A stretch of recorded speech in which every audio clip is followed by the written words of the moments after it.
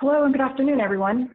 My name is Erica Panato, Program and Policy Associate here at IEDC. We'd like to welcome you all to today's webinar event, Global Pivot, the Transition to Virtual Investment Attraction Strategies. Before we get started, I would like to share a few housekeeping notes. Please note that all attendees will be muted during the webinar. You will have an opportunity to submit text questions to today's presenters by typing them into the questions pane in your control panel. You may send in your questions at any time, and we will address them during the Q&A session. Within 48 hours of today's webinar, an evaluation will be emailed to you by IEDC. Please complete the evaluation as we use the feedback to improve our web webinars. At the end of this evaluation, you will receive a link to download today's presentations. I would now like to introduce Erica Magder, Vice President of Global Sales and Products at Research Consultants International FDI. Erica Magder, welcome.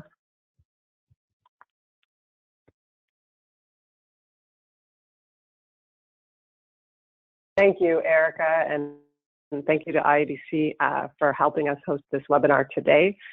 First of all, as some of you may have noticed, I'm not Bruce, and unfortunately, Bruce, our president, was supposed to speak today, but due to a death in the family, he was not able to attend the webinar. So I will do my best to take Bruce's shoes as the moderator for this event. So thank you all for joining. We really appreciate you taking the time to listen to how our company, Research Consultants International, and how some of our clients and partners have made the transition due to COVID-19 to a virtual investment attraction strategy. So here's just a list, a quick agenda for the day. So I will speak first, and we'll moderate the Q&A. Then we'll hear from three industry experts, Joe Melvin, Mike Poe, and Nicole Sidlacke. And we'll end with Aaron Broissoit from Golden Shovel, who will talk about virtual site selection. So just quickly about Research Consultants International. We were founded in 2010, and we'll be celebrating our 10-year anniversary this coming October. So we've really focused in the last 10 years on lead generation, specifically for economic development agencies. We've grown from a team of 5 to 75 consultants around the world. And along with our partner, WAVTech, we have offices across North and South America, Europe, and Asia. So we're able to cover the world. And what we spend the majority of our time doing is speaking with company executives to understand their expansion plans. So today, I'm going to talk about what we've learned since March, since doing investment attraction. So as you can imagine, we were hit pretty hard mid-March when clients started canceling their trips and not being able to travel anymore. So I wanted to show this graph to show you, what it looked like in terms of the number of meetings that we booked in January and February, and then what it looked like March, April, May. So you will see a dip for sure in the number of meetings that are booked, but it's not a very large dip between February and March. And a lot of that can be attributed to the lower level of meetings due to the number of trade shows being canceled. So trade shows often account for a large number of meetings for our clients. So as of March, we obviously were not able to book meetings at trade shows anymore, but we were still able to continue our work by booking virtual meetings for our clients. So you'll see that we've been able to maintain a consistent level of meetings during March, April, and May. And I do think we're going to start to see an uptick starting in June and July as well. So where are the leads coming from? The top country is still the US. So the majority of the meetings that we're booking are in the US, followed by Canada. And then if you look at Europe, we'll see Germany, UK, Netherlands, France, Belgium. Those are also very strong markets. So Western Europe and North America are still very much open and have been since the middle of March. Within the US, you'll see that there's a wide range of meetings booked by state. And so what this shows us is that, again, California is obviously a very large market, so it's one of the most requested states. But we do see quite a lot of representation from other states as well. And one thing that we find is that because we're doing virtual meetings, we're now able to target companies regardless of where they're located. And that allows us to maybe find, diamonds in the rough, places that we wouldn't have normally sent a client, but you now are able to do 1 or 2 meetings with a company, in Iowa or Missouri, for example. So what are the opportunities? So we're going to look at 5 main opportunities that we have uncovered. So obviously, when you're doing lead generation now in a post-COVID or in a current COVID economy, you have to look at which sectors are growing and which sectors need to potentially relocate. So we found 5 key sectors as being the best targets for our clients, and they're listed here. Material sourcing. So the material sourcing is really something that's starting to take an uptick now. So there's a lot of companies that are looking to diversify their supply chain, getting outside of China, and looking to bring back some supply chain in the US. This is still a little bit in infancy, but companies are still looking at trying to have conversations with economic developers around this. Advanced manufacturing, a lot of this has to do with companies looking to make their processes more efficient. So again, they can maybe avoid manufacturing in China. So there's some advancements being made from robotics and engineering, for example. Technology, so a lot of tech companies like Zoom and a lot of ed tech companies as well, companies involved in education, are seeing an uptick in their services. A lot of them weren't really hit too badly by having to work remotely. They were already set up for that. That's still a sector that we see as having a lot of potential. MedTech and life sciences, I think for obvious reasons, and food packaging and production. So this one, does vary depending on the exact type of food production, but I'll go into that a little bit in more detail. So in terms of material sourcing, I'm going to kind of highlight over the next few slides some conversations that we've actually had with executives since March to show you that we are speaking with people and they are still actively looking at expanding. So here's an example of an American automotive company, a component manufacturer that has a lot of its components coming from China. So they expressed, an interest in looking at diversifying its production across Asia. So this was at the end of March 2020 that we spoke with their VP of operations. We've also found that other companies are not just looking at Asia, but also looking at bringing back manufacturing into the US, Europe, and Canadian markets so that they can be close to their customers and avoid, complicated logistics processes. Advanced manufacturing is a sector that's been very strong as well. And so we find that, there's been a lot of interest for companies that can provide automation solutions, robotic solutions, companies that can help make manufacturing more efficient, as well as precision manufacturing companies. So an example here is a Michigan-based precision manufacturing company that serves many industries, and they were previously considering expanding, and that their expansion plans continued. So we spoke with them, and they mentioned that the company was still interested in setting up a new 40,000 square foot facility, creating 15 to 30 jobs within the next year, based on the fact that they thought they were going to have 10 to 15% projected growth. So again, a great example of an American manufacturing company looking to continue to expand within the US. Another example would be in Europe. So there's a lot of, in Germany, obviously is at the forefront of advanced engineering practices. And we've spoken with a lot of German companies and other companies in Italy and Spain that are looking to create a foothold in the European market, in the American market, because they do see the opportunity as American companies are going to continue to increase their expansion locally. So here's an example of a German manufacturer of laser systems that supplies the semiconductor and industrial manufacturing industry, looking to set up a US subsidiary. And we spoke with the president just a few days ago, mentioned that they'd like to get this subsidiary up and running in the next 6 to 12 months, creating up to 50 new jobs.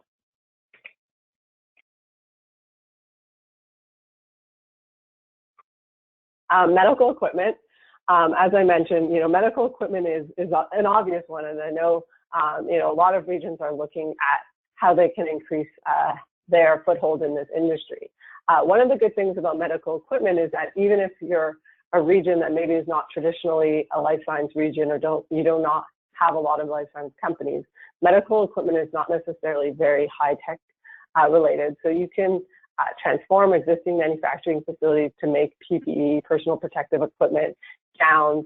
We've seen a lot of textiles companies looking to change their processes, so away from making clothes to making gowns and gloves and things like that. So I think there's a lot of opportunity there for a lot of regions, and this is something that's not going to go away for the next little while.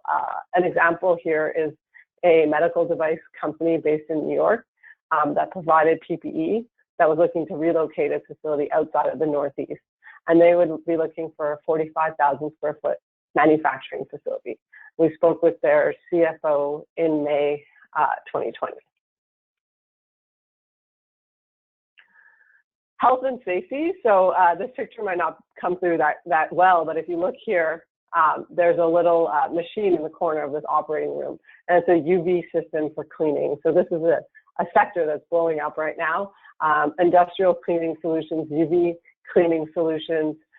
If you think about going through the airport, there were so many extra measures that were already in place, post 9/11. Now it's going to be even more increased in terms of UV scanning and temperature scanning. So there's a lot of new technology that's being developed in order to keep people safe in the airports and hospitals and schools, HVAC suppliers, filtration systems. This is an area that we are definitely seeing a lot of growth in. An example is on May 19th, we spoke with the president and CEO of an American manufacturing company that manufactures UV cleaning systems that supplies hospitals, pharmaceutical companies, food processing plants, and they were looking to definitely expand more in the US due to increased demand due to COVID-19. Their facility will require up to 30 engineers, and they would like to set that up within the next 2 years. So I think we're going to see a lot of these types of facilities growing, specifically in the US, with high-paying jobs. Food production. So food production is something we have to look at in a couple of different ways. There's some food companies negatively because of the crisis, but others that have soared. So packaged food and processed foods, there's an increase in demand. And also there's an increase in adapting to different packaging. So we're going to see a lot of companies looking to how they can adapt their packaging to make it more efficient to ship, also to make it safer. So we're seeing a rise in not just companies that produce food, but companies that supply food production companies and provide, belts for their lines, for example. So an example here is a Canadian company that provides packaging and process automation. They, were looking to expand into the US due to increased demand as well, and would be setting up a manufacturing facility employing upwards of 30 people. And we spoke with their VP of logistics in May 2020. So how do we do virtual investment attraction?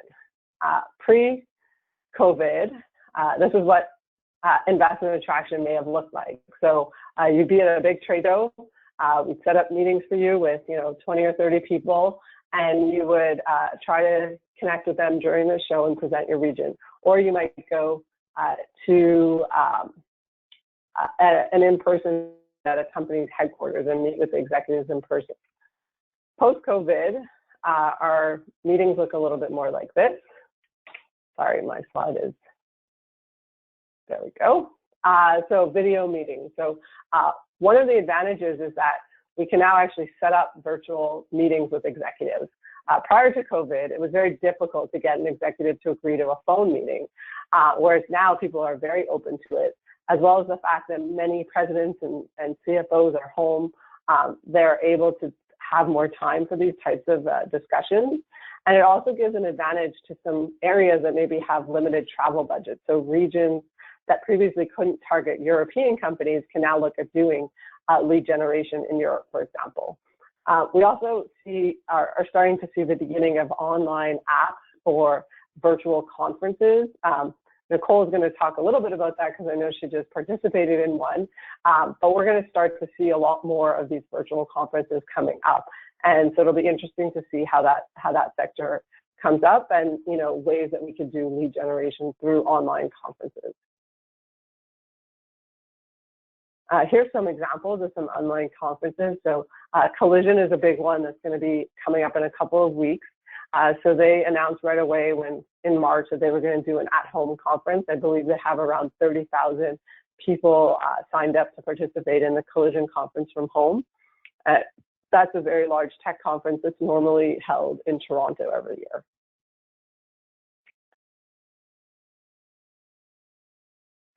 Another thing that we're finding is that we do have to be, as I mentioned, a little more specific when we're doing investment attraction to make sure that we're really targeting the right sectors. So you might not be able to focus on all of your sectors, all of your key target sectors. So we can always help you decide which are the best sectors to go after.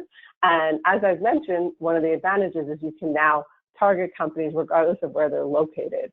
So it's allowing us to uncover a lot of great companies in places that we traditionally do not send clients to. And webinars. Another interesting point, I spoke with a client a couple of weeks ago, and they mentioned that they were supposed to attend a conference somewhere in Europe, and the conference got canceled. So they were going to do an online event for a few of the people that had signed up to, attend their speech at the conference. They said usually if they went to a conference and they did a speech, maybe they'd be lucky if they got 30 or 40 people in the room during their conference. So in this case, they transformed it into an online webinar, and it kind of went viral. And they ended up with 300 or 400 attendees listening to their webinar. So webinars are a great way to reach a large audience of potential investors. You can do it with a very limited budget. And if you have a strong social media presence, you can really attract people from all around the world to come to your webinar. One thing to consider is to make sure it's very sector specific so you can draw upon the right types of companies and provide very customizable content. This is, again, another equalizer, allowing smaller regions to take advantage of technology to get their brand out there.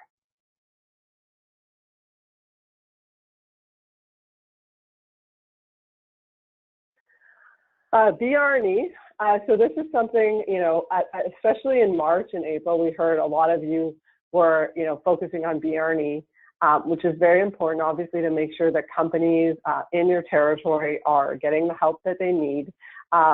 So we found that, a lot of investment attraction resources were being diverted to that. And now it's starting to become a little less. So regions are starting to get back into the business of trying to attract new companies. But if you are still at the process of doing a BR&E program, there are some ways we can help with virtual BR&E programs as well. And business intelligence. So one of the core important issues when you're doing investment attraction is to make sure you have good business intelligence. So that's one of the things that we can help with as well, making sure that your region has the right types of companies, the right leads. So we have a system called FDI 365 that provides you with one lead a day that's customized for your region. And that's a way that you can get back into investment attraction with a fairly low annual fee. And it provides you with customized leads based on the sectors and regions that you'd like to target. So just as a quick close, I'll give you a quick overview of some of the virtual services that we've developed since March. This is obviously a list that continues to expand. Virtual lead generation, BR&E programs, training programs as well. If you're looking to train staff in how to do lead generation, if people aren't comfortable cold calling, but now have to do that as opposed to meeting people in person. Marketing strategies. So a lot of groups are now taking this time to develop their strategy, their sector strategy. We do also work with companies directly to help them with their B2B sales leads. And then these other points I mentioned, the FDI, business intelligence, assisting with webinar planning, and company industry reports, just to give you guys a couple of examples. So now, enough from me. I'm really excited to be able to be joined, as I mentioned, with a great panel of economic developers with many more years of experience than I in the industry. So our first speaker is Joe Melvin from North Carolina's Southeast. He is the Director of Business Development. He's held the position for over 10 years. He's a true North Carolina with a graduate degree, a bachelor's degree from the University of North Carolina at Chapel Hill, and a master's from the University of North Carolina. We look forward to hearing how Joe and his team have adapted their investment attraction strategies in the midst of the COVID-19 pandemic. So Joe, I'll turn the mic over to you. Thank you, Erica. Thank you for that introduction, and appreciate everyone that has participating on the webinar this afternoon. As Erica said, I do work for North Carolina Southeast. Next slide, please. We're actually an 18-county region covering about 1/5 of the state of North Carolina. So that does present some unique challenges and also unique opportunities, based off the diversity of the region, the sectors that we target. And so as we begin to think about, this pivot for virtual lead generation, we have several entities of all shapes and sizes that we have to really begin to think about what does that look like for them? How do we continue to maintain engagement among those member counties? And really thinking about, how do we do this differently, smartly? And so as we moved through the COVID time and had to cancel some travel all over the country and internationally, it really got us to thinking about, what are we going to do? How are we going to change and meet the needs of this very diverse region? So as I got the invitation to participate in this, next slide, please. What you'll see is that each of the slides has a quote from a movie, and depending upon how old you are, is how familiar this quote may be.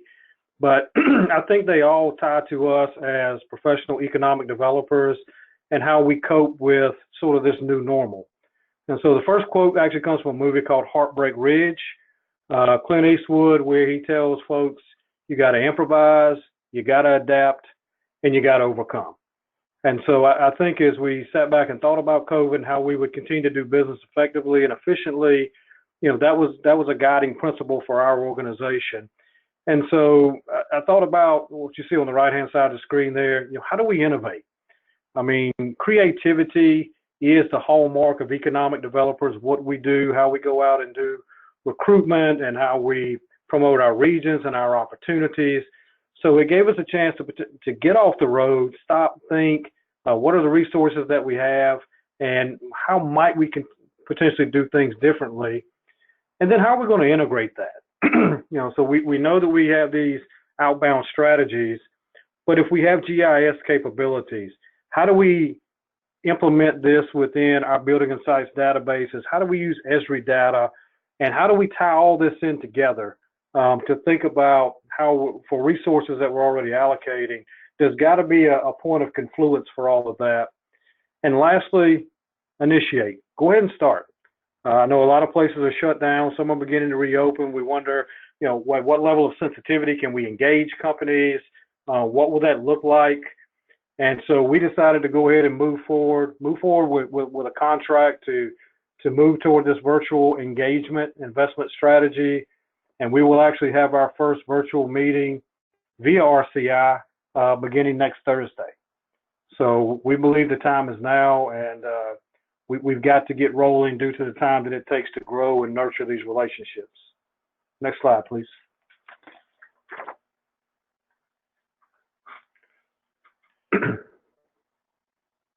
All right, maybe there's a lag coming on the slides, but many of you that have children. Sorry, the slides are a bit slow, but I'm on it. Sorry. So that great quote that a lot of us remember, to infinity and beyond. So that comes from Buzz Lightyear in Toy Story, and just reimagining a different world. You have animated characters talking, doing all of that, and I think that's what we've got to do. And if we're going to truly move and pivot to this as an investment attraction strategy, it just can't be a one-off deal and say, okay, well, I'm going to try it one time. We'll see how it goes. It's kind of novel. It's new. Everybody seems to be dipping a toe in the water. Our organization decided that it was going to be a long-term, multi-year commitment.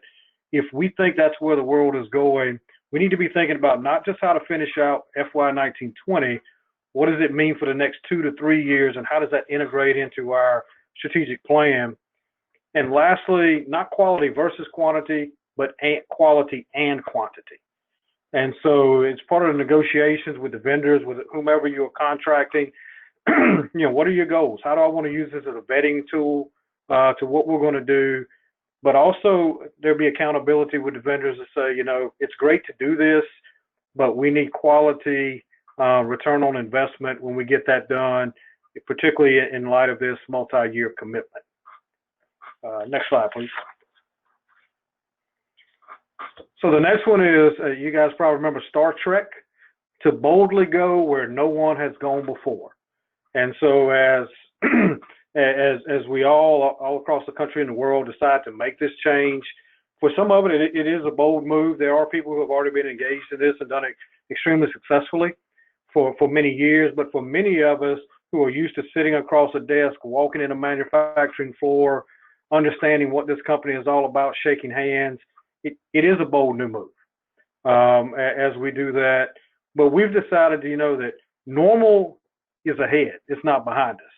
We're not looking we want to go back to the way things were, because, that goal line has been moved for us. And so within North Carolina Southeast, and I think it was well mentioned by Erica, it's, your target markets, it's now kind of agnostic. And so you're able to look at the entire U.S., all of Canada. You're able to look at, parts of Europe, wherever it is that, you might have been thinking about an FDI strategy. It now allows us to do that and hit those areas and get the best meetings and a full repurposing of resources for us. So obviously we have travel expense savings, not going to trade shows, not right now going to having these face-to-face meetings with the markets we all go to, California, New York, Midwest, using business lists, sending out emails, all those old traditional tools. How do we take that money and say, if we're going all in with this long-term commitment, how do we also take that and engage our partners to further stretch those dollars and to go places, literally and figuratively, that we've never gone before? Next slide, please. And so as that slide's coming up, we got to the crux of, so what is that change actually going to be, and how is it going to manifest itself? And so many of you guys remember the movie Shawshank Redemption, where Andy Dufresne says you can get busy living or you can get busy dying. And so, economic developers, we're champions. We always accept the challenge of what it takes to be successful. And so we kind of broke this down into 3 areas, what we call PP, promote the product. And so when we talked about across all platforms and, what it meant, so what is that outward facing marketing piece? And so I'll jump down to the meeting medium, and that's whatever it is, if it's Zoom, if it's, Google Hangouts, however that is, manifests itself, that was just the middle part to us. So virtual investment strategy is bigger than just having the meeting. It calls us to look back and say, how are we going to market buildings? How are we going to market sites, regional assets? And we need to change our marketing program so that we have all of that ready, so that whatever meeting platform that we choose, we're going to have the materials in hand even better than if we were sitting in front of them, and then get to an engaged experience. How do we get the client engaged? How is your slide deck repurposed? How is it tighter? How is it more meaningful? And so the path that we have chosen is we're going to do some interactive mapping with some conceptual plans and some overlays on top of that will live inside of our Building Insights database platform. And so we're going to look to offer that region-wide, as well as looking at the use of drone videos with both a 2D and a 3D component. Because for us, we want, once we get that client, how do we engage them in a meaningful, purposeful way? And how do they get some control over what we're doing, so it's not just a dialogue? And how do we set the expectation that all our future meetings are going to be looking at one another via this virtual platform? Last slide, please. And so from the movie The Godfather, I'm going to make him an offer he can't refuse. And at the end of the day, irregardless of what the medium is, if we make this transition, we've got all our marketing materials ready. We've got them, because virtual is the new reality. Real, meaningful. It is the way business will be done. And I think, fortunately, because businesses and industry are moving in that direction as well, they're going to be much more receptive to that. And, that will be the new way of doing business. And so using all those marketing materials and engaging them, creating this virtual landscape, whether it's site selectors, whether it's clients, they see the vision that we're trying to promote for them. It provides the data that they need. And, we're able to engage in a meaningful way, vet those opportunities that are worth then in turn having a follow-up visit potentially to their location. Or the next phase of that to move past the meeting is, what does that virtual visit look like? And I know a lot of site selectors are talking about, virtual visits. And so for us, it was taking a look at our entire marketing program, not just one technology platform, to say, we're going to change, be different, adapt to what's happening, make a long-term commitment, be bold in what we do. And so get busy, moving to the next iteration of what our organization looks like, and then being able to make an offer, be it a meeting or the site visit, that really is going to help our region to grow. So with that, Erica, I'll pass it back over to you. Thanks, Joe. That was great. And thanks for those great insights. It's amazing how far North Carolina Southeast has come in a couple of months in adapting your strategy. So thank you very much. I'm sure that'll help a lot of other regions. Thanks also for a great movie list of things we can now watch on Netflix so we can get motivated to change our investment strategies. So here's Joe's contact information, and if anyone does want to get in touch with Joe after this webinar. Apologies about the slides. They are a bit lagging here.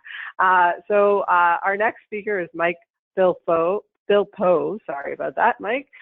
He has worked in economic development for over 31 years. I'm sure many of you have met him at the various IEDC conferences throughout the years. He's worked in states including Louisiana, Tennessee, Mississippi, and Arkansas. And he now joined the team at JONESBORO about a year ago. Mike will speak about how they've continued to work to grow their pipeline of investors during these difficult times. So Mike, I will turn the mic over to you. Thank you, Erica. Thank you, everybody, for calling in today. I hope you've realized that just from Joe's presentation, you already got your money's worth. Joe, those were excellent points, and I'll just confess, I was taking notes on your presentation. So very, very well done, very well informative. Thank you to IEDC. Appreciate you putting this format together, keeping us connected, keeping us thinking and moving forward. And in this time of pandemic, it's easy to get derailed very quickly. And so anyway, I think I applaud IEDC for putting this together, and of course RCI for sponsoring this event, making it available for all of us. Well, let me jump right in. We've got other presenters, and I'll try to be thorough, but I'll try to be concise as well. One thing after moving to JONESBORO about a year ago that I found is one of the things we're struggling with here is, where is JONESBORO? JONESBORO what? And I'm quick to always say it's JONESBORO, Arkansas, and as there are a lot of JONESBOROs around the country. But as you can see from this graphic, we are very centrally located, only about an hour out of Memphis. So I claim the Memphis airport is our own, and that really helps in travel and bringing other folks here, and then also, as we were talking just a minute ago, about going to see those people. JONESBORO had launched, prior to my arrival, a 5-year strategic plan, and we are now in year 4 of that plan, 5-year plan. And just like life, you can plan your life all you want, and then things happen. And so I'm trying not to use the word unprecedented any more than I have to, but I think this pandemic has just all but shattered all of our plans. But I really like the idea of Clint Eastwood's quote of adapt and move forward and succeed. So that's what we're trying to do. Even though 2020 does not look like what we planned it to be from a programmatic standpoint, we are very much committed to being successful to our investors, to our community, in delivering on our promises of economic growth and economic diversity and prosperity. So it's programs like this, it's discussions like this that really help us to move forward. So going to the second slide, using technology more. We skipped a couple there, Erica, if we back up.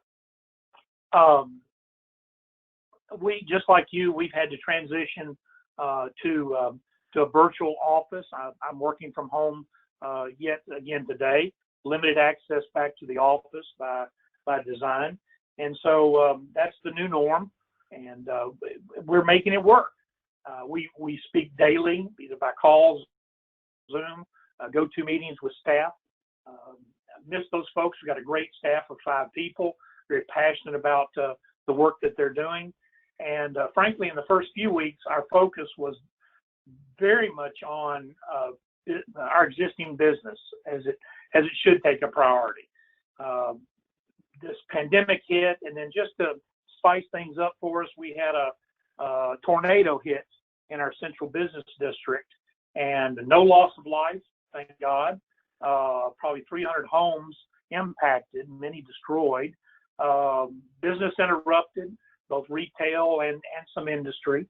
But again, the resilience of the folks here in Jonesboro and with the state has just been phenomenal. And so we push ahead. We embrace the technology that's before us and that allows us to stay connected with our companies, helping them to continue to rebound from both the pandemic as well as the tornado, and then with the new companies. And as Joe pointed out, or Eric, a lot of these companies are using this, you can call it downtime, change of their schedules to search for new locations. Like many of you, we were riding the economic wave into the new year. 2020 was on a very much an increase, and activity was good, and a lot of things both with existing industry and new companies were encouraging. And so we really didn't feel much of a lull until just recently. And so being able to stay in touch with these company executives, using the go-to meeting, using the Zoom, RCI has been great to help us continue to pre-qualify projects and set up these meetings. And again, as was mentioned earlier, they've got the time now, good and bad, to visit with us. Go to the next slide, please.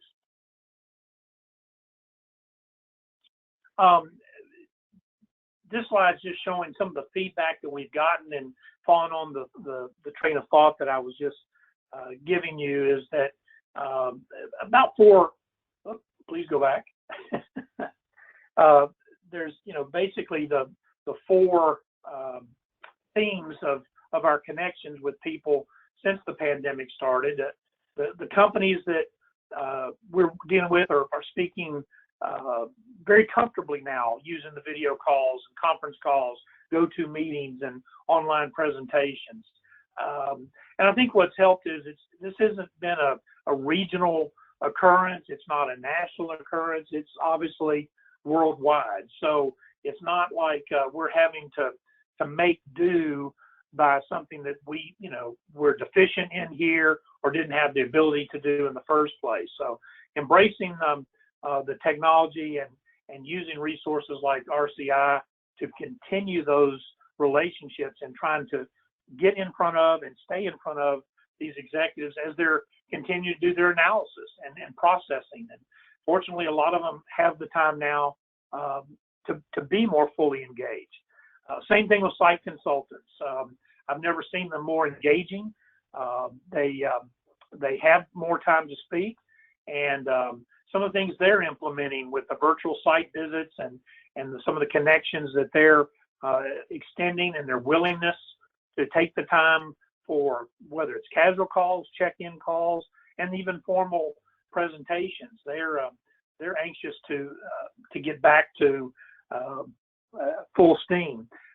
You've probably seen some of the studies that have come out from 2 different groups.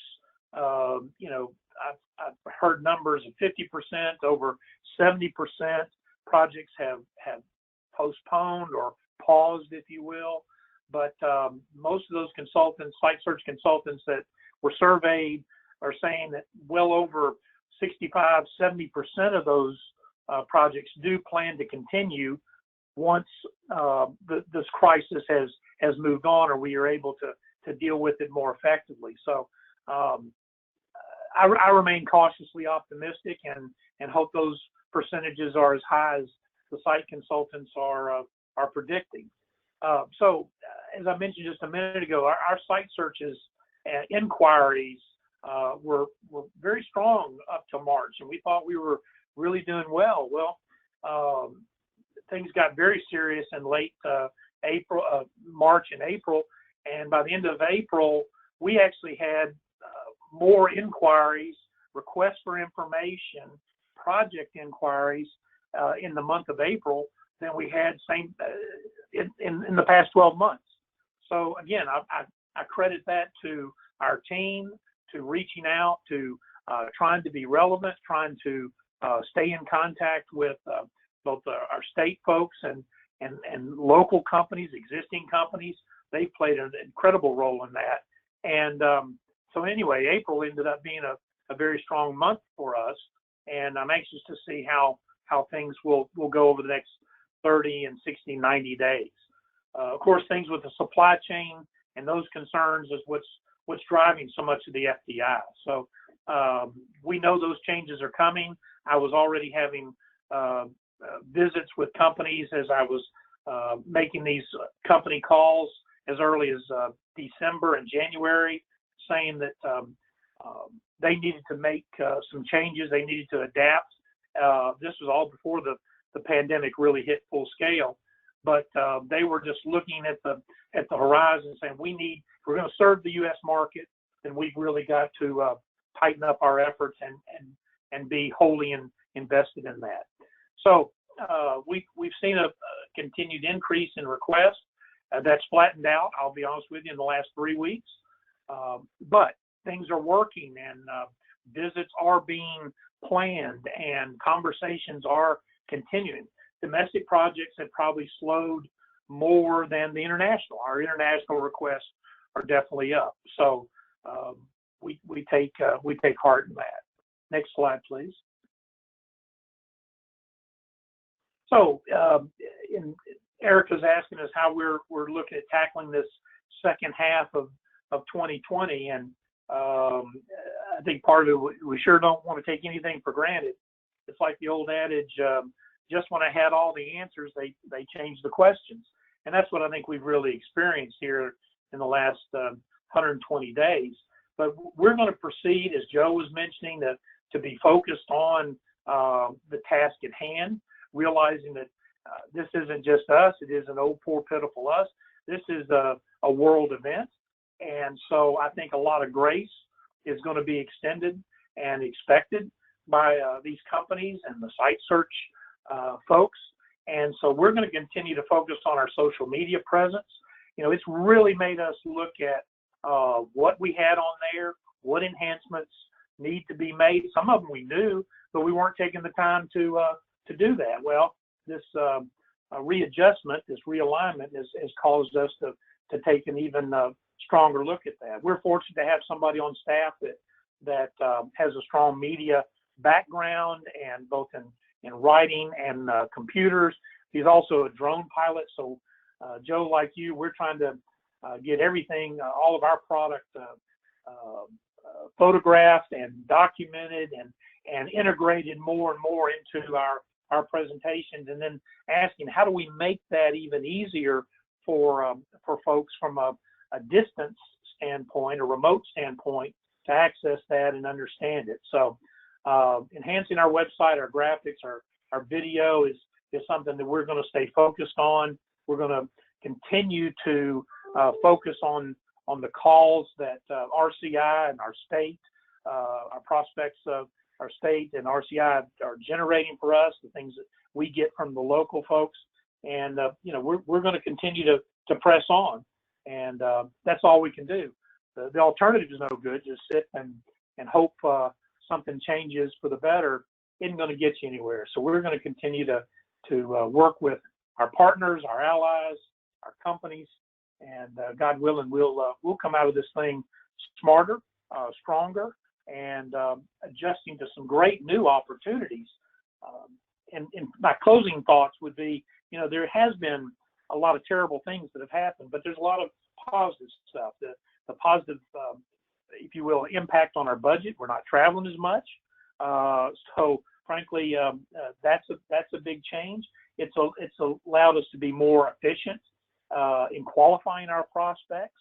Yeah, it's great to go and take that tour and visit with that company, but sometimes those calls are too premature.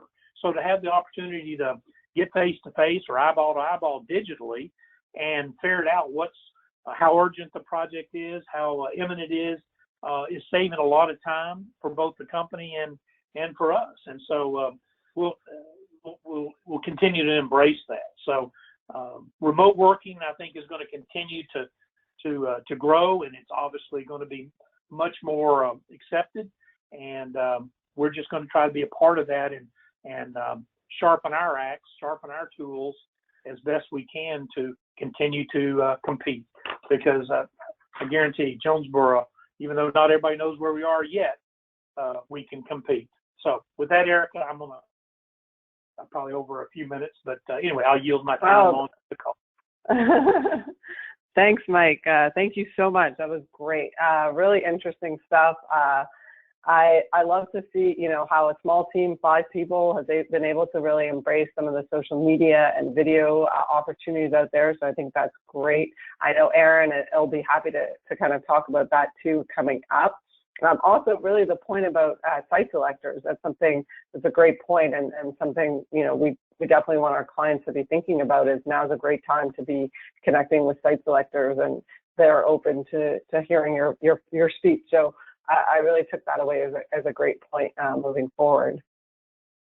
I also wanted to just remind people that if you do have questions, please type them into the question box in the panel. I see a few people have raised their hands. We won't be able to take questions live, so you'll have to type your questions in if you do have any questions. And after all the speakers are done, we'll be happy to open up the questions to anyone who's spoken today. So thanks. So our next speaker is Nicole Sedlasek. Nicole has worked in economic development, both on the public and private side for over 10 years. She's currently working as a senior economic development consultant with Nebraska Public Power District. She's also started her career, interesting, in radio as a morning show co-anchor. So it'll be great to hear her radio voice today. Take it away, Nicole. All right. Thank you, Erica, for that introduction. So I am a senior economic development consultant with Nebraska Public Power District. And NPPD, we serve all or parts of 86 of Nebraska's 93 counties. We work with our public power partners to help serve more than an estimated 600,000 Nebraskans with electric power and energy-related services. What's unique about NPPD is that we have a fully dedicated economic development team within our utility that works to help our communities, our public power partners, be ready for economic development opportunities, whether that's through business retention, expansion, or attraction efforts. And so I've learned so much today from my fellow panelists and have been furiously taking notes. But Erica, you can go to the next slide, please. Like everyone and all economic developers, some of our early work, when COVID was really becoming prevalent in the United States, some of our early work was centered around COVID-related response work and checking in with our key accounts and our communities. Projects that were active from a site selection process really did slow down and were somewhat paused.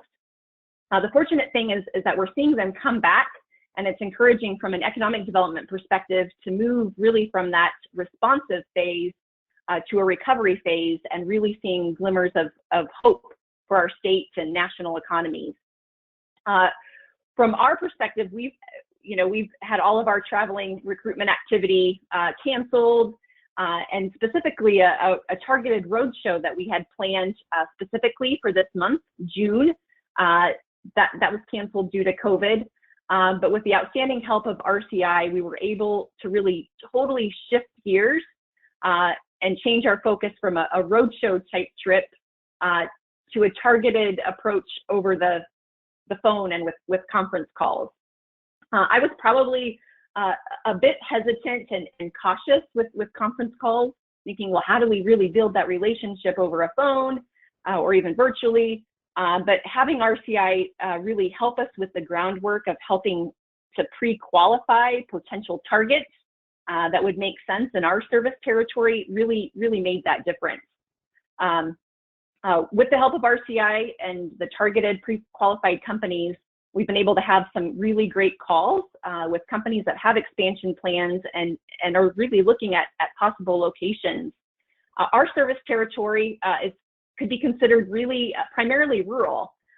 Pre-COVID, some of our challenges were really around workforce availability.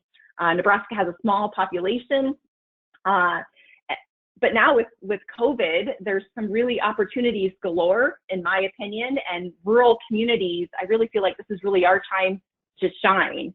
Businesses are really wanting to reduce their risk, and COVID helped open my eyes to a whole new set of risks that we can use to our advantage to help mitigate those risks.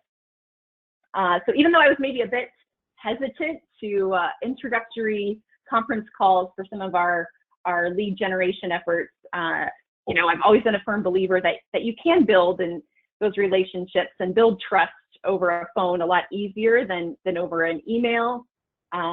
And so as economic developers, we're really all about relationship building. And I think economic developers, we all tend to naturally think outside the box and come up with creative solutions to work on behalf of our communities. I'm sure a lot of you have had way more virtual coffee and happy hour meetings over the last 60 days than you ever thought were possible. But as economic developers, we really value those relationships, and we know how critical that is to attract that investment into our communities that we serve. Erica, next slide, please.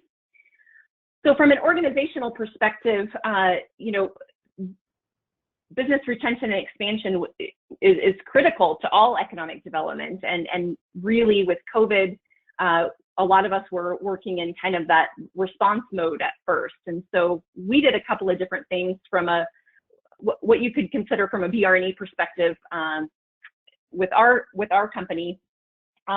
We would reach out weekly via a short electronic survey to get a pulse on how potential operations could be impacted. And we've been monitoring that on a weekly basis. And now as we kind of move to recovery, it's now on a bi-weekly basis. We had weekly interaction with key stakeholders in some of our state core industries, whether that would be our ethanol industry, food production and processing, hospitality. We really want to understand, you know, their supply chains and how those impacts are being felt by those companies in those industries, and what sort of potential impact that would have on our local communities. And then also working with our partners, specifically the field staff at our Nebraska Department of Economic Development. We have yet to technically do what we would call a Zoom business retention and expansion call, but numerous conversations on what that may look like and how we could do that as we still have, you know, limitations in place for number of folks in meetings and travel restrictions. So still lots of work to go around there. Next slide, please. So just want to highlight some innovative programs that we've been able to see come out of COVID. So in Nebraska, we had area schools, local community college, and one of our industries, Nucor Detailing Center, partner up to help produce face shields with 3D printing. Ethanol plants, they quickly pivoted to produce industrial hand sanitizer.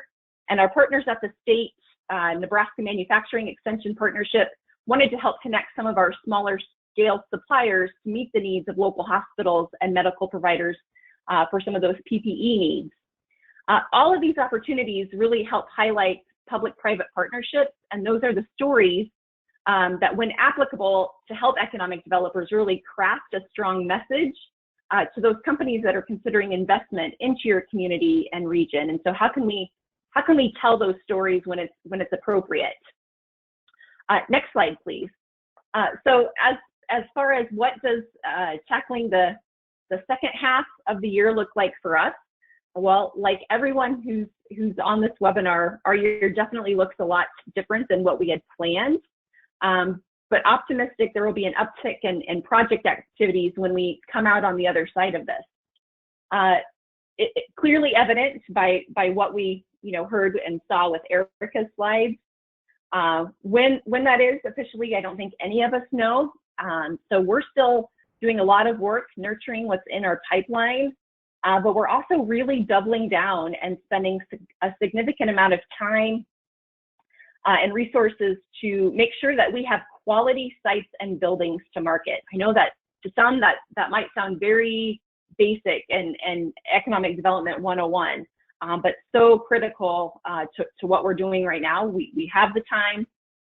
It's important that we have quality sites, the due diligence on those sites. So we're spending quite a bit of time working with our economic development and public power partners to help identify additional sites, or the sites that have been previously identified, helping to complete due diligence on those sites and help classify them and move them into our featured sites program, which isn't necessarily a certified shovel-ready program, but it's helping us know that, okay, here's where we can take projects to right away. It's hard to win a project without a site or a building, and really those sites and buildings are our inventory and our product to sell as economic developers. And so it's critical that we have that in place. I think we will be adapting more to more virtual visits and platforms. We are still really cautious with travel, and so trade shows that we had planned or trips that we had planned really are on hold quite a bit. And so I think we'll be participating more virtually, kind of beefing up our digital presence in some ways. But Erica had mentioned just the opportunity for virtual conference. So this wasn't technically an economic development conference specifically, but earlier this week I was registered for a Gallup at Work Summit conference. And so Gallup has an annual conference summit every year in Omaha at their Omaha, Nebraska, on their campus, Gallup's campus there. But because of COVID, they really had to shift gears and turn everything over virtually. It was quite impressive, everything from the exhibit hall to the networking lounge, breakouts, everything was digital, and you could walk into the auditorium and listen to the keynote speakers. I truly think this is where a lot of the future of maybe conferences may go when applicable. And so I had my first real taste of that just the other day, and my eyes were opened, and I'm still in wow and awe about that experience. But just some closing thoughts. I think we're really in unique times, but as economic developers, we can pivot well. We're really good at that, and just I think it's teaching us to be more agile with our work. And so how do we respond in a different way?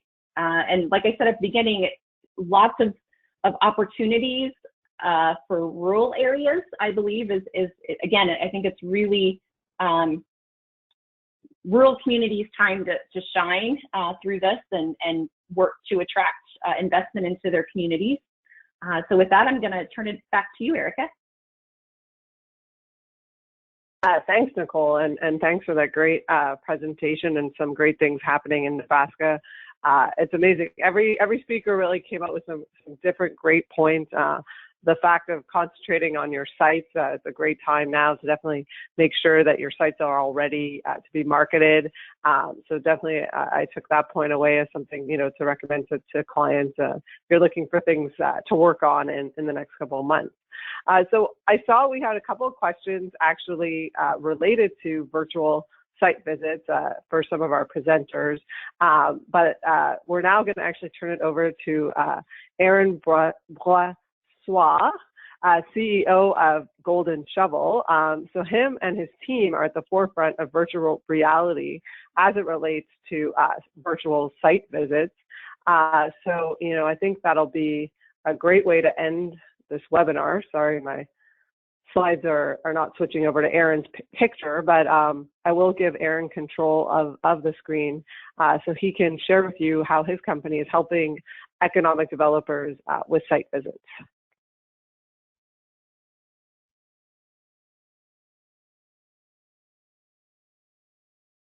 All right, thank you so much, Erica. Really appreciate it. It's so nice to be on a panel in the company of Joe and Mike and Nicole, such seasoned economic development experts. Right now, such an exciting time to be exploring virtual reality and its work in economic development. For those familiar with Golden Shovel, we're a very tech-focused economic development communications firm. And one of the things we've seen most recently with the virtual reality is just a massive, massive increase in interest due to the COVID. Working with groups just all around the world have explored interest. So we're in a really, really exciting time. At the same time, just a tidal wave of new technologies coming in, and I'd like to share some of those today. The very first time Golden Shovel had started working in virtual reality, we actually brought the technology to the IEDC conference in Toronto. And at the time, everybody had a whole bunch of cell phones that you could use to put inside either cardboard fold-ups or various plastic kind of phone holding devices, or you could get a PlayStation 4. The PlayStation 4 was by far the best tool at the time, but it cost about $1,000. It was the only thing we could figure out to put all into a briefcase that you could take on to an airplane and bring to a trade show or something of that sort. We worked with quite a few different site consultants and advisory when we made our first tours. And let me show you, this is Greg Wassmansdorf. We worked closely with him on one of the first FAM tours for the Apex region. This is at that trade show, the very first time after talking to him a half dozen times over the course of the development of this content. And he was trying it for the very first time. He's wearing the PlayStation 4 headset, which I am clear looks like you're from the video game Tron. It's an awful lot to set up. But he took the tour, and the first thing that he said after taking it was, "I feel like I've been there."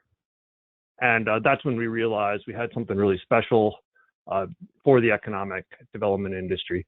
Fortunately, in 2018, May 1st, the Oculus Go came out.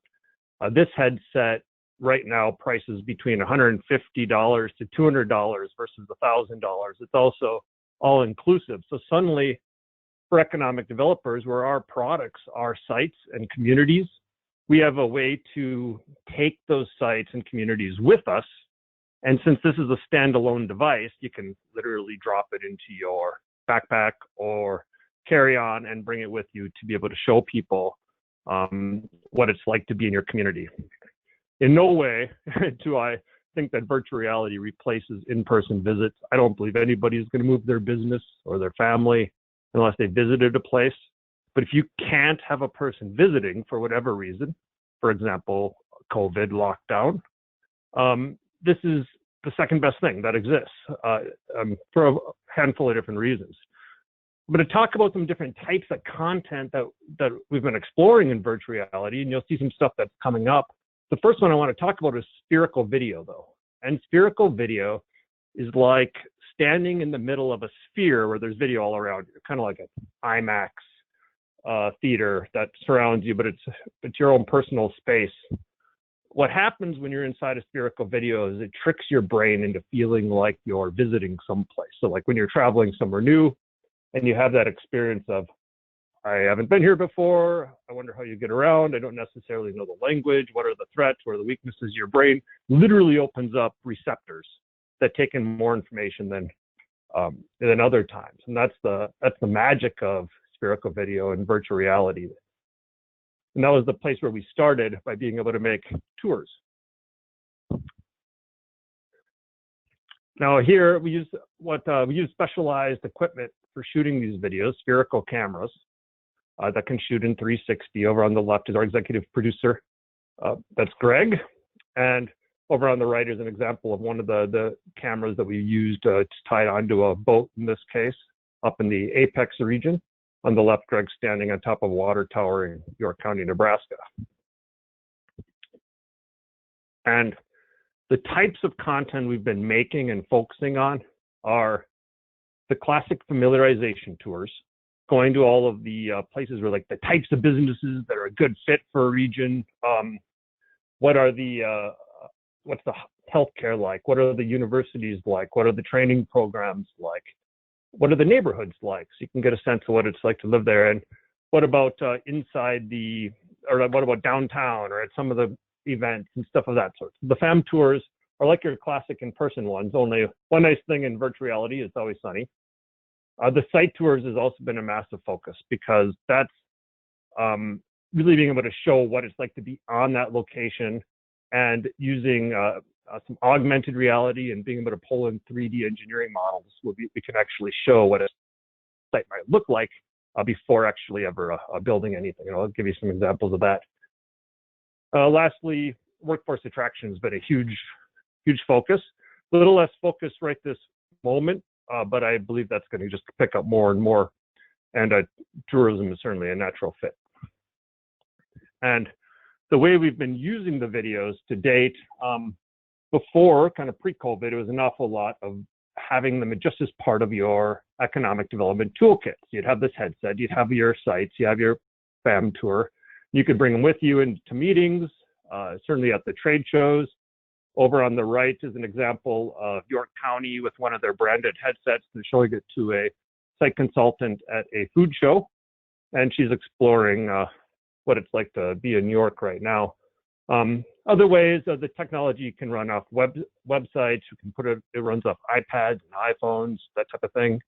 But it gets really, really interesting with the virtual meetings. And I think this would be a good time, since it's really hard to explain what VR experience is like, to show you just a little bit of a video. Pull that up.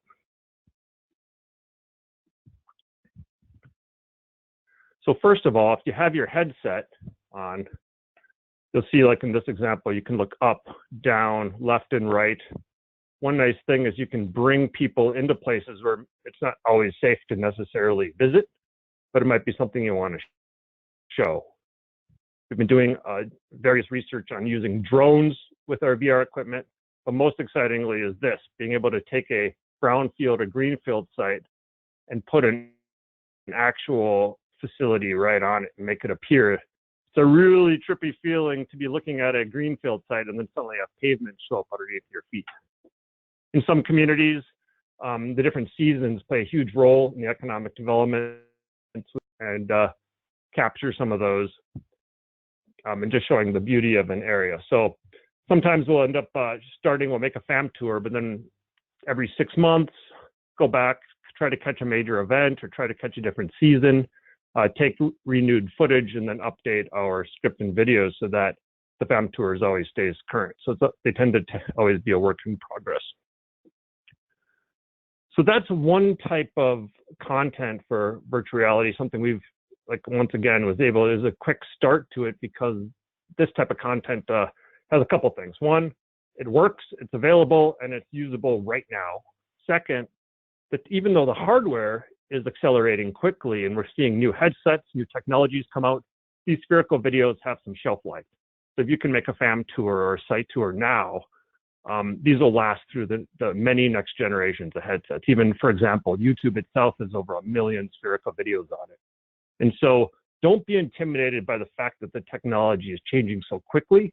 There's always going to be something to wait for, but at least creating content so you can use it in virtual reality, that time's already passed. It's ready and now. And so that's been pretty exciting. So although you might be able to make your tour, how do you actually have a virtual meeting, which is more the focus of today's discussion? So one of the things we've done is we started, I got one last photo of a band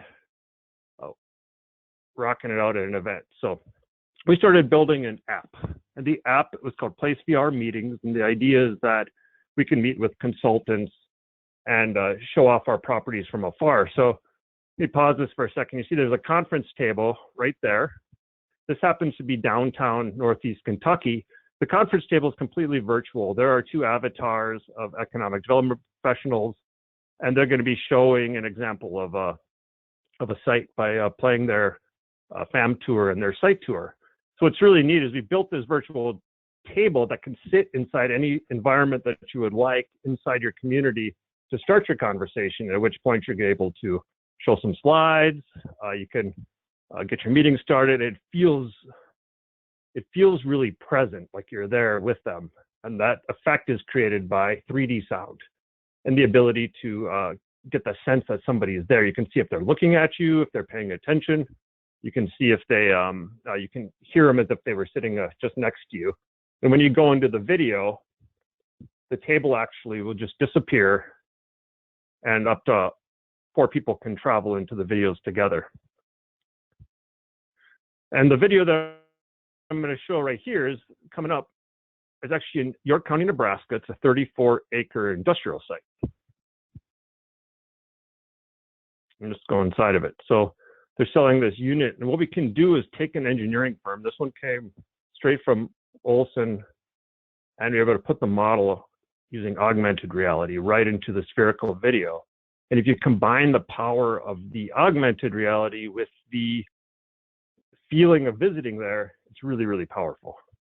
All right, that's over on the left in the 50s cop outfit. It's Monty Turner. That's Tom Lambrecht from Great River Energy and Brian Hansen from Apex, and they're showing a FAM tour, and they're talking about it. They're showing major employers, some of the neighborhoods that they've been visiting, and being able to give their FAM tour. So that's a little bit of where we've been going. And I think there's particularly huge opportunity in this visualization, being able to put 3D models into a place where it's, we have so many cornfields and there's so many brownfields that are, just have so much potential, and to be able to show that potential in a way where it feels real, just really, really, really exciting. But this is only for the case where you've got like a brownfield, a greenfield site, and there's nothing on it. But what if you have an existing site? And so one of the areas we've been focusing is the Matterport technology, and this has been excellent for capturing existing facilities. We can walk through with a specialized camera that takes spherical photos of the entire facility, and it converts the entire thing into a 3D model. From there, you can put on a VR headset, and you can walk through the model as if you were standing in the place. Absolutely phenomenal technology, and another type of virtual reality content for showing existing facilities to site consultants and business prospects. Now, I showed you the app that we've been working on at Place VR and Golden Shovel Agency. We're really excited about the app. It's very, very easy to use, but as you might imagine, this technology is changing faster and faster. These avatars look a little bit cartoonish, which frankly, everybody gets over pretty quick. But this is just a certain moment in time for this technology to expand. I mean, yes, we can bring these people to different places. We can let them check out the facilities and the 3D models. But I've been at the Oculus Connect 6 conference just last year, part of the Silicon Valley VR meetup out here in Silicon Valley. And we get companies from all over the world that come through and show off what they've been working on. So I get to see stuff that's like 6 months ahead. We've got to see human eye resolution headsets where you can't tell the difference of what is real or not. I was able to try omnidirectional treadmills. Some of these other types of technology, and what our goal as Golden Shovel and Place VR is to find how these can work for economic development and making sure that they're available for us to use. One that just unveiled recently, which I think is pretty cool, and this was unveiled at the conference, with the Oculus Quest headset. Now, I showed you the Go earlier, which is the lighter weight, easier to use, I'd say, child of the Oculus Quest. This is a 6 degree of freedom, move through space, two-handed system that came out last year. This is opening up additional opportunities for more in-depth virtual meetings. And to give you an idea, one of the apps that just launched in the last month was called Spatial. And here's my new avatar, which I was able to make in less than 5 minutes.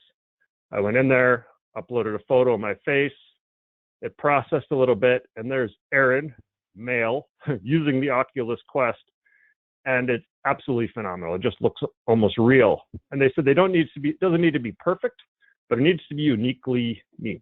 And so now this new technology not only lets you put on your own avatar to be able to go in there, but we can pull in other people that might want to watch from a video from their laptop or their phone. Here's I get this is a little surreal, but there's my avatar where I'm in the room, and I also dialed into my room with a video. So I'm watching from video inside the room, and then the avatar is there also. You can just see how close they are, and there's ways to start bringing these different technologies together to be more powerful and easier to use for everybody. And ultimately, I mean, this is going to save a lot of time and a lot of money. This COVID and being at home has really forced us to reevaluate, reinvent, and revisit some of these technologies that previously seemed exciting but weren't necessarily. That's all changed. This stuff is absolutely critical. Having VR videos for any kind of state or country that's got foreign offices, especially for foreign direct investment purposes, being able to show your community back here in the States, for example, when you have an office in Hong Kong, how do you do that when you can't physically bring them here? This is the best possible way to do that. But ironically, as quickly as that's been picking up, there's been a massive adoption from rural communities. And that's because they're the ones that are having the most trouble getting people to visit. And so here's a way to show people, give them the second best thing with the intention that they're going to visit eventually. And ultimately, we're going to save the planet. I just heard a stat recently, like a single round trip flight from New York to Hong Kong and back takes up as much fuel and gas as all of your energy saving techniques that you'd use all year. And so not having to fly as much certainly is going to be valuable. For those interested of the buyer journey that some of the rural communities that we've worked with, we put together 5 case studies on why rural economic development leaders are early adopters of this technology. I'd highly recommend checking it out. You can get it for free. It's on our website at placevr.net/ebook. So take a look at that. And other than that, I'll just pass it back over to you, Erica. Thank you so much. Thanks, Aaron. Wow, that was really cool. So we got a lot of questions about the technology and how it works and what it's able to do. And you know, this is the first time I'm seeing the presentation. So while it was really great, it is difficult, I think, for people to vision how this works in real life. So definitely recommend, if you guys have questions, which it looks like a lot of you do, to give Aaron a call, and I'm sure he can help answer how this actually works for an economic development organization. So Erica at IEDC, if you have, the last slide. So here's our speakers from today. Here's everyone's email addresses. We have a few minutes to do some questions. So I will try to get to a couple of them. We had a question earlier on for Joe. Joe, could you elaborate more on market agnostic approach? Do you mean having no bias for a particular market segment? So what did you mean when you mentioned the market agnostic approach, Joe, if you don't mind answering that? Yeah, thank you, Erica. Really what I meant about that is sometimes we had gotten very narrow-minded, markets being equated in that sense to geographic areas. And so like most people, you know, Philly to upstate New York, LA down to San Diego, you know, Detroit to Chicago. You know, when you had limited resources, you know, you'd have to pick those areas that align nicely with the types of companies that you have, the regional assets that you have. And, you know, it was fits and starts of moving to those particular areas and maybe not being able to find that nugget. So as we had some in-depth conversations with Bruce and RCI, thinking about, you know, how do you broaden that perspective and sort of be open-minded to where are the best opportunities? And so, rather than trying to, really grind down and get the last couple of meetings, in SoCal, or, do you go to Long Island? Do you not go to Long Island?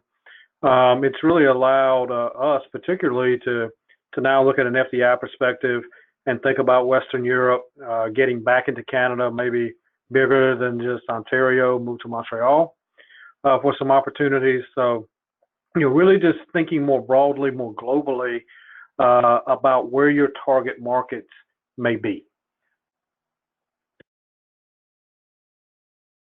Great, thanks, Joe. There's an open question here, so I'll open it up to all the economic developers that spoke today. Somebody was curious to know if you're using more or less virtual or digital marketing, and are you still also using the traditional channels of marketing? So if anyone wants to comment about, maybe Mike or Nicole, about how you're mixing the digital advertising versus the traditional formats.